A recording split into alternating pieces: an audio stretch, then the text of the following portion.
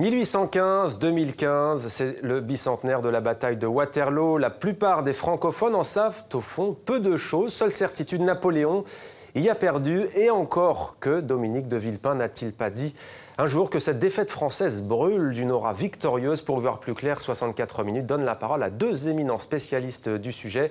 Bonsoir Jacques Garnier. Merci d'être avec nous. Vous serez d'ailleurs demain à Waterloo pour ces commémorations, je le précise. Et vous êtes l'auteur de ce livre, Les secrets de Waterloo, édition La Librairie Vuibert. Vous êtes bien entendu historien et vous connaissez parfaitement cette bataille qui s'est déroulée sur le sol belge il y a 200 ans. Avec nous également, en direct de Waterloo, Yves van der Kruijsen. Bonsoir, merci d'être avec nous. Vous êtes l'échevin de Waterloo. Vous êtes également historien et conservateur du site de la bataille. Vous nous livrez dans un livre intitulé Waterloo démythifié, et aux éditions Jourdan, tous les mythes qui entourent cette bataille. Alors la première question, elle est pour vous. Pourquoi faut-il démythifier, selon vous, cette bataille de Waterloo? Mais on peut démythifier Waterloo parce que Waterloo a été en quelque sorte prise par les auteurs romantiques qui ont créé des quantités de mythes, de légendes et qui ont perduré parce que c'était colporté, parce que c'était les seuls médias qui permettaient finalement d'apprendre des choses au XIXe siècle. Et donc des auteurs comme Stendhal, comme Victor Hugo, comme Alexandre Dumas, comme Verlaine, mais également comme Walter Scott et Lord Byron en Angleterre, ont tellement créé de légendes qu'on a du mal encore aujourd'hui à voir le vrai du faux, et c'est le but de ce livre. Alors, à quel moment cette bataille, Yves van der Kruijsen, a-t-elle basculé dans l'irrationnel, au fond, dans le roman, dans le romanesque? J'ai très peu entendu votre question, malheureusement, le son est très mauvais ici, on a le sentiment d'être en guerre, littéralement, comme en 1815. Ah, c'était à peine fini à 18h33, il y a 200 ans. Alors, on va revenir vers vous dans quelques instants. Peut-être que vous, Jacques Garnier, vous avez la réponse. À quel moment et pourquoi est-ce que cette bataille est tombée dans le romanesque? Cette bataille est tombée dans le romanesque déjà par les récits qu'on en a fait immédiatement, c'est-à-dire par ne serait-ce que le mot de Cambronne, des choses comme ça, parce que finalement, le vrai vainqueur de Waterloo, c'est Cambronne, qui est connu. D'ailleurs, les étrangers, surtout asiatiques, qui vont à Waterloo, en repartent en étant persuadés que c'est Napoléon qui a gagné. Wellington, on l'a un peu oublié. Et d'ailleurs, cette victoire de Wellington, bon, c'est lui qui a donné le nom de Waterloo à la bataille, puisqu'il a signé sa première dispatch de Waterloo. Mais n'empêche que sans Blücher, il ne gagnait pas. Et finalement, maintenant, Napoléon a perdu, mais après ça, il commence à entrer dans la légende. Alors, vous dites que tout est irrationalité, au fond, dans cette bataille de Waterloo. Qu'entendez-vous par là? J'entends par là que, en fait, dans cette bataille, personne vraiment l'a beaucoup comprise. D'ailleurs, les romantiques, quand ils racontent la bataille, par exemple, ne serait-ce que Victor Hugo, il la raconte avec l'histoire du chemin creux qui n'a jamais vraiment existé. Stendhal, pareil, et il fait raconter la bataille à quelqu'un qui ne l'a pas vue. En fait, toute cette bataille est assez curieuse et finalement, quand Victor Hugo fait raconter la bataille dans Les Misérables, c'est dans le cadre de quelqu'un, de la vie de quelqu'un, Jean Valjean, qui n'a pas participé à l'Empire, qui a été prisonnier le jour de Montenotte, donc la première victoire de Bonaparte, du jeune Bonaparte, et qui n'est libéré qu'après Waterloo, au moment où Napoléon part déjà pour Sainte-Hélène. Donc c'est une bataille qui est pas une bataille avec un empire qui est un non-empire, c'est quelque chose de curieux. Et cette bataille, on l'a certes perdue après avoir failli la gagner, mais la victoire, c'est quand même la victoire de Napoléon aussi, quoi. Alors, Yves van der Kruijsen, on retourne vers vous. À Waterloo, alors à 18h30, il y a 200 ans, les troupes napoléoniennes croient encore en la victoire. 25 minutes plus tard, ce n'est pas le cas. Quelle est l'anecdote, l'idée reçue sur cette bataille qui a fait, on le rappelle, près de 12 000 morts? Quelle est l'idée reçue qui vous semble la plus fausse à propos de Waterloo? De nouveau, je comprends très mal votre question. Je suppose que vous parlez de différentes légendes qui ont été créées à Waterloo, c'est bien cela? Oui, absolument. Oui, mais donc prenons un exemple. On parlait tout à l'heure de la dénomination de la bataille. Bataille de Waterloo pour les uns, bataille de Mont-Saint-Jean pour les autres, bataille de la Belle Alliance pour les troisièmes. Et en Prusse notamment, on disait Belle Alliance parce que c'est là que Wellington et Blücher se sont rencontrés.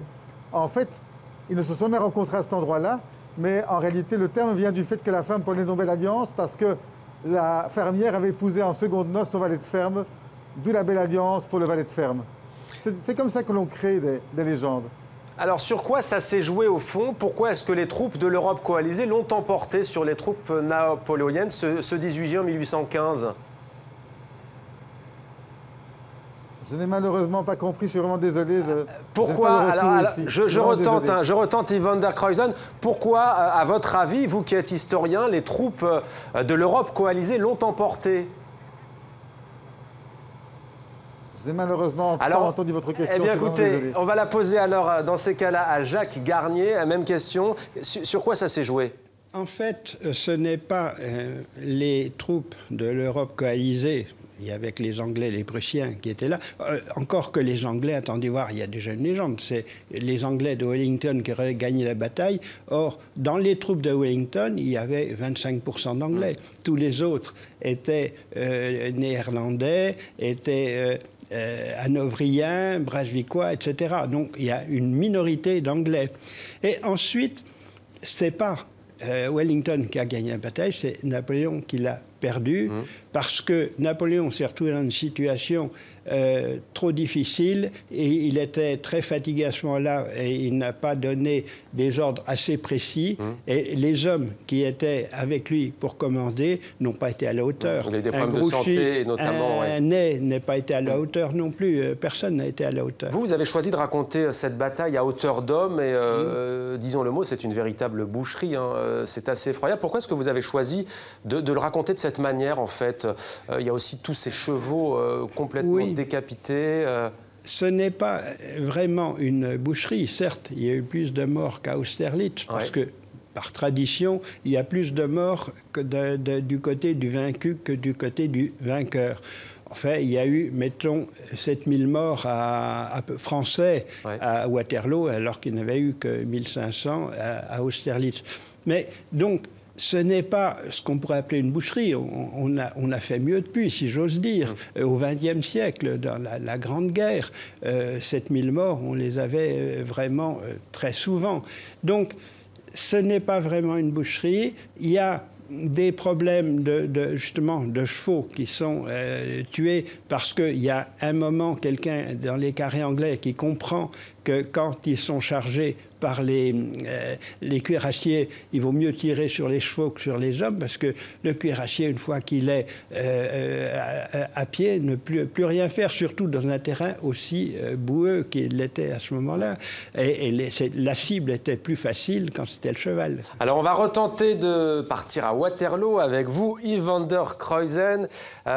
Une question sur ce qu'a changé cette bataille de Waterloo. En quoi a-t-elle fait basculer l'Europe? Qu'est-ce qu'elle a changé d'un point de vue historique?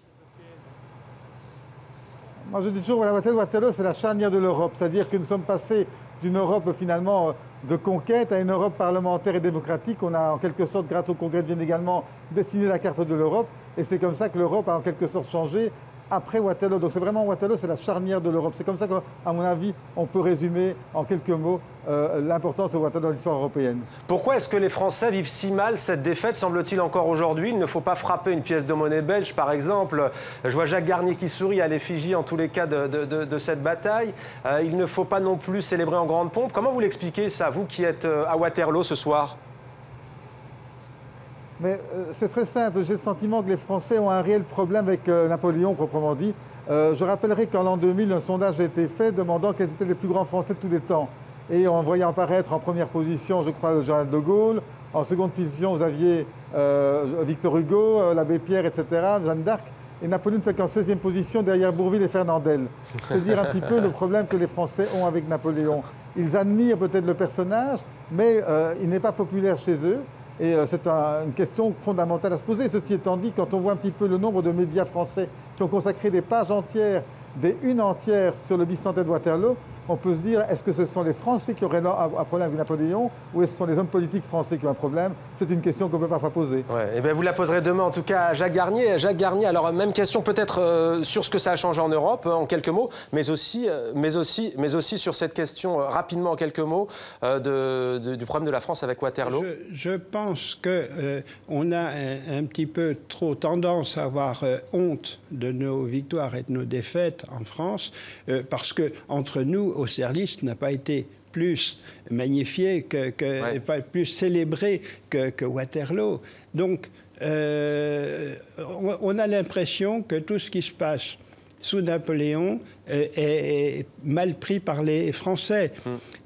L'histoire, par exemple, de la colonisation, pas de la colonisation, de l'esclavage que Napoléon aurait rétabli. Or, Picton, un des grands lieutenants de Wellington, a fait fortune dans le trafic d'esclaves quand même. Et ça, on oublie de le dire. Et les Anglais, ça ne les dérange pas plus que ça. Or, on a l'impression qu'en France, on est dérangé par Napoléon, qu'on prend pour un dictateur, peut-être bien qu'il n'était pas un ardent démocrate, mais qu'on prend pour un dictateur sanguinaire. Or, il n'a fait que continuer les guerres de la Révolution. Il n'a rien inventé. Il n'a pas fait plus de morts à lui-même, à lui tout seul, que la Révolution quelques années avant. Ouais. Peut-être Yvan der Kruijsen à Waterloo en direct dans 64 minutes sur TV5 Monde. Alors demain, il y a cette reconstitution. C'est pas la première. On en a vu d'autres ces dernières années. Pourquoi en fait? À quoi ça sert? Oui, mais pour compléter ce qui vient d'être dit, donc au niveau des Français, les Français sont aujourd'hui, par exemple, très nombreux aux festivités du bicentenaire. Je pense qu'ils sont plus de 15 000 à s'être déplacés. C'est dire quand même qu'il y a encore dans le cœur des Français beaucoup d'intérêt pour la chose. Et sur cette reconstitution, peut-être quelques mots? Sur la reconstitution géante prévue demain? Ah oui, voilà, donc la reconstitution, bien sûr, nous allons avoir 6200 reconstituants, 300 chevaux, une centaine de canons. C'est la plus grande de tous les temps. Il y aura au moins 140 000 spectateurs. C'est dire un petit peu l'ampleur de l'événement. Je pense qu'on a ici plus de 600 journalistes accrédités, plus de 60 télévisions. Donc Napoléon fait encore la une des médias et plaît au public visiblement. Mais on fait ça avec un sentiment non pas de célébration, mais de commémoration en disant voilà, après l'ère napoléonienne, on a quand même vécu des moments de paix en Europe et c'est ça le plus important. Et c'est le message qui a été passé partout aujourd'hui, par tous les intervenants. Merci beaucoup Yvan der Kruijsen, échevin de Waterloo, conservateur du site de la bataille et historien, tout comme vous, Jacques Garnier. Vous allez d'ailleurs assister, Jacques Garnier, à cette reconstitution géante et vous allez donc rencontrer Yvan der Kruijsen. Merci beaucoup à tous les deux. Excusez-nous pour ces quelques problèmes de liaison, mais ça valait le coup d'être ce soir en direct de ce lieu historique, donc, qu'est Waterloo, 200 ans après la bataille.